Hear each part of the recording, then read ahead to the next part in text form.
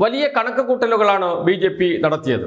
BJPയുടെ സാമ്രാജ്യം സൃഷ്ടിക്കാം, ഹിന്ദു രാജ്യം സൃഷ്ടിക്കാം, അതിന് BJPയുടെ RSSന്റെ സ്ഥിരമായ ഭരണം ഉണ്ടാകണം.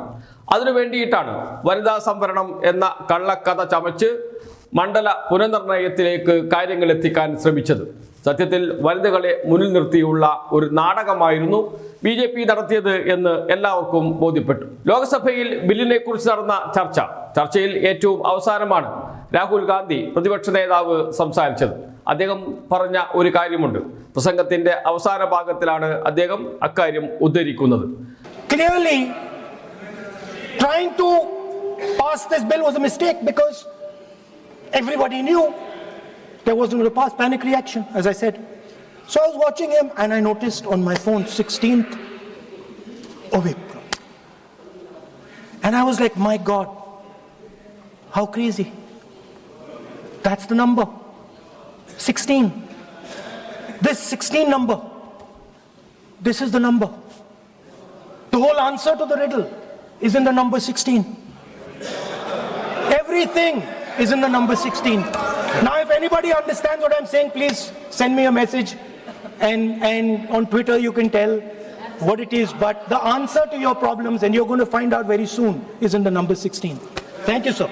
രാഹുൽ ഗാന്ധിയുടെ പ്രസംഗത്തിൽ ആവർത്തിച്ചു പറഞ്ഞ ഒരു കാര്യമുണ്ട്. അത് 16 എന്ന അക്കമാണ്. എന്താണ് 16 എന്ന അക്കം ആവർത്തിച്ച് രാഹുൽ ഗാന്ധി ലോക്സഭയിൽ ഉയർത്താൻ കാരണം? 16 എന്ന് പറയുമ്പോൾ നരേന്ദ്രമോദി എന്തിനാണ് ഇത്ര അസ്വസ്ഥരാകുന്നത്? നരേന്ദ്രമോദിക്ക് പഴയ ആർജവമില്ല.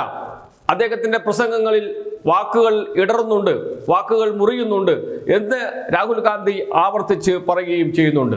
16 എന്ന് പ്രതിപക്ഷം പറയുമ്പോഴൊക്കെ ഭരണപക്ഷത്ത് പ്രത്യേകിച്ച് നരേന്ദ്രമോദിക്ക് അസ്വസ്ഥത എന്തുകൊണ്ടായിരിക്കും? കേരളത്തിലെ മാധ്യമങ്ങൾ, ഇന്ത്യയിലെ മാധ്യമങ്ങൾ, സോഷ്യൽ മീഡിയ ഇപ്പോൾ 16-ന് പിറകെയാണ്. 16 എന്ന വാക്ക് ഒന്നാം പേജിൽ തന്നെ രാഹുൽ ഗാന്ധി പറഞ്ഞ 16 എന്ന വാക്കിനെ കുറിച്ച് വാർത്ത നൽകിയിട്ടുണ്ട് മാതൃഭൂമി. ഒന്നാം പേജിൽ തന്നെ സോഷ്യൽ മീഡിയയിൽ ഇപ്പോൾ ഇത് സംബന്ധിച്ച് വലിയ ചർച്ചയാണ്. മാതൃഭൂമി നൽകിയിരിക്കുന്നത് എന്താണ് രാഹുൽ പറഞ്ഞ 16 എന്നാണ്.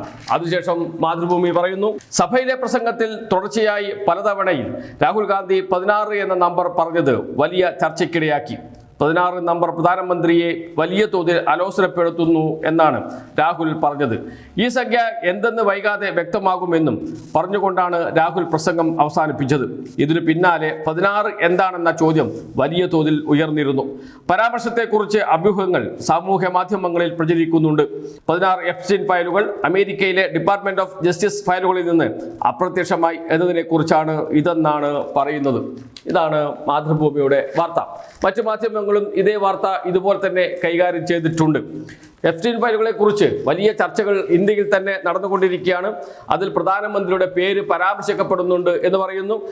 എന്നാൽ പ്രധാനമന്ത്രി അതേക്കുറിച്ച് ഒരക്ഷരം ഇത് സംബന്ധിച്ച് പറഞ്ഞിട്ടില്ല. ഇനി മലയാള മനോരമയും അതേക്കുറിച്ച് ഒരു വാർത്ത കൊടുത്തിട്ടുണ്ട്. എന്താണ് 16 എന്നതുകൊണ്ട് ഉദ്ദേശിച്ചത് എന്ന്. വാർത്ത ഇങ്ങനെയാണ്: ചോദ്യവുമായി രാഹുൽ, മോദി സർക്കാർ 16 ബന്ധമെന്ത്? ഇതാണ് തലക്കെട്ട്. മോദി സർക്കാരും 16 എന്ന സംഖ്യയും തമ്മിൽ എന്താണ് ബന്ധം? ലോക്സഭയിൽ രാഹുൽ ഗാന്ധി നടത്തിയ പ്രസംഗത്തിലെ പസിൽ ആണ് ചർച്ചയാകുന്നത്. പ്രസംഗം അവസാനിപ്പിക്കുന്നതിന് തൊട്ടു മുമ്പായിരുന്നു ഇതുമായി ബന്ധപ്പെട്ട് രാഹുലിന്റെ പരാമർശം. കഴിഞ്ഞ ദിവസം പ്രധാനമന്ത്രി നടത്തിയ പ്രസംഗം കാണുകയായിരുന്നു. ഊർജം കുറവ്, ആളുകളുമായി സംവദിക്കുന്നില്ല, മുറിഞ്ഞു പോകുന്നു. അപ്പോഴാണ് ഏപ്രിൽ 16 എന്ന തീയതിയും ആ അക്കത്തിന്റെ പ്രാധാന്യവും ശ്രദ്ധയിൽപ്പെട്ടതെന്ന് രാഹുൽ പറഞ്ഞു. പ്രധാനമന്ത്രിയുടെ ഊർജ്ജക്കുറവിന്റെ ഉത്തരം ആ അക്കത്തിൽ ഒളിഞ്ഞു കിടപ്പുണ്ട്. ആർക്കെങ്കിലും പിടികിട്ടിയെങ്കിൽ എനിക്ക് സന്ദേശം അയക്കൂ. ഈ ചോദ്യത്തിന്റെ ഉത്തരം വൈകാതെ പുറത്തു വരും, രാഹുൽ പറഞ്ഞു. ഇതുമായി ബന്ധപ്പെട്ട ചർച്ചകൾ പിന്നാലെ സമൂഹ മാധ്യമങ്ങളടക്കം സജീവമായി. എപ്സ്റ്റീൻ ലക്ഷ്യമിട്ടാണ് 16 പരാമർശിച്ചത് എന്നുൾപ്പെടെയുള്ള വാദങ്ങൾ ഉയർന്നു എന്നാണ് മനോരമ നൽകിയിരിക്കുന്നത്. മനോരമ പക്ഷേ അത്ര ദ്രോഹിച്ചില്ല നരേന്ദ്രമോദിയെ എന്നുകൂടി ശ്രദ്ധിക്കണം.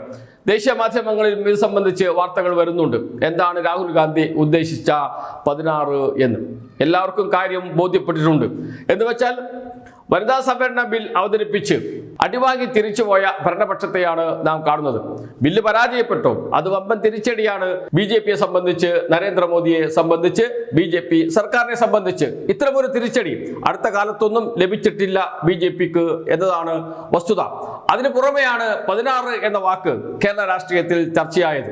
അത് പ്രധാനമന്ത്രി നരേന്ദ്രമോദിക്ക് പ്രത്യക്ഷത്തിൽ തന്നെ വലിയ തിരിച്ചടിയായി മാറുകയും ചെയ്തിട്ടുണ്ട്. തലയുയർത്തി നടക്കാൻ പറ്റാത്ത അവസ്ഥയിലേക്ക് നമ്മുടെ പ്രധാനമന്ത്രി മാറുമോ എന്ന ചോദ്യമാണ് ഉയരുന്നത്.